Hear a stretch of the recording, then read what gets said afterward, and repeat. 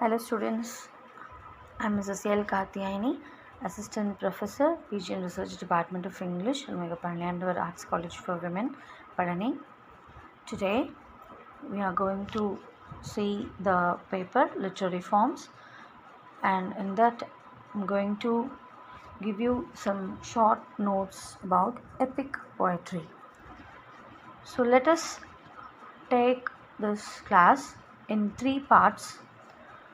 In the first session, I'm going to tell you what is epic poetry and the literary devices used in an epic poetry. Okay, what is epic poetry first of all? So it is one kind of descriptive poetry.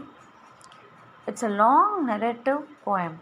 So epic is a long narrative poem where a kind of a story is mentioned inside it, but it is not narrated orally through any actions, but in a figurative or a structuralist manner.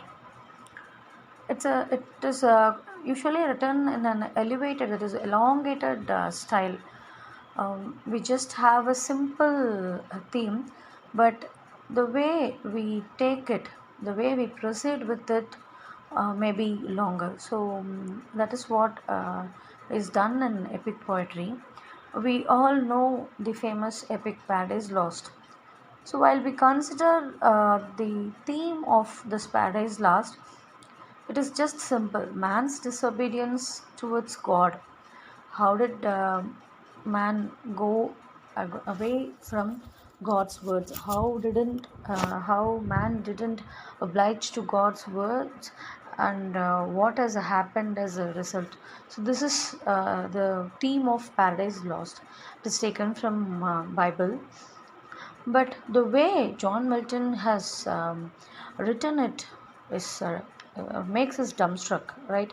Because he would have given some long description, and the style, the technique that he has used, and the description of pandemonium, the appearance and uh, the characteristic features of Satan, and the how Satan disguises himself and the other fairies and good spirits and evil spirits. So even the small character called Adam and Eve gains much appreciation and importance in Paradise Lost in the hands of John Milton. We just see them as a male and female, but how Milton has given or stressed importance to each and every character, even as a minute flower in it. So there lies the creativity or the intelligence of the writer. So coming to epic poetry, it's usually a long narrative poem written in an elongated, elevated style. It celebrates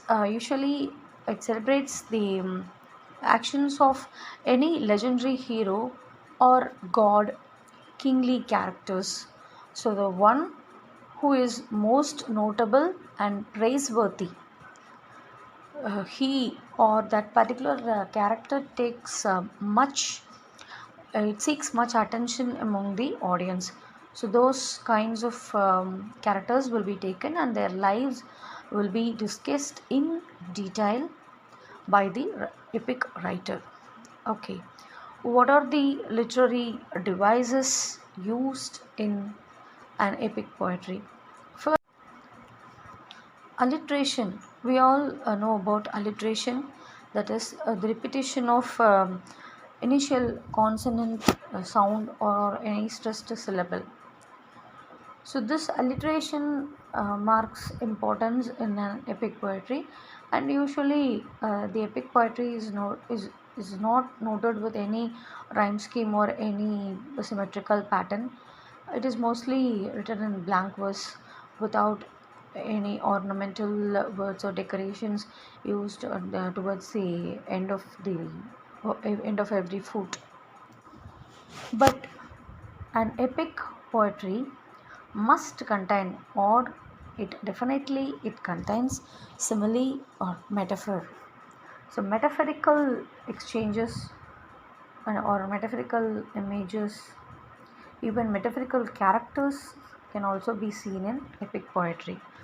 So these literary devices occupy a major role in epic poetry. Okay, this is for this class, and in the next class I'll give some more details about the epic hero, epic conflict, and the heroic quest. That is, what does the heroes do? So let us deal with in the next class.